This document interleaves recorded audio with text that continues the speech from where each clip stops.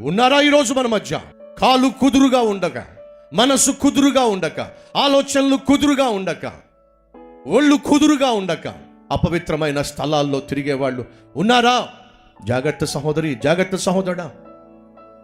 ఒకవేళ నువ్వు అపవిత్రమైన స్థలాల్లో తిరుగుతున్న వ్యక్తివైతే, అపవిత్రమైన కార్యకలాపాలలో మునిగి తేలుతున్న వ్యక్తివైతే జాగ్రత్త. పొంచి ఉందే ఏమిటి? ప్రమాదం. ఉన్నారా? మన మధ్య ఎవరైనా ఉన్నారా? అయితే నీకోసమే నా ప్రభు అయిన యేసుక్రీస్తు జన్మించాడు. ఎందుకొరకు? నేను బాగు చేయాలని.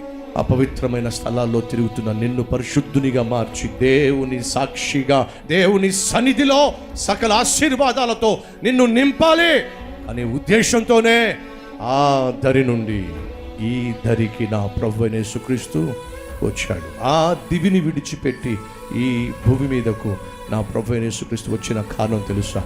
అపవిత్రమైన స్థలాల్లో తిరుగుతున్న నిన్ను పరిశుద్ధమైన స్థలమైన పరలోకంలో నిత్యము దేవునితో పాటు సంచరించేవాడిగా నిన్ను మార్చాలి అనే ఏకైక ఉద్దేశంతో యేసుక్రీస్తు భూమి మీద జన్మించాడు.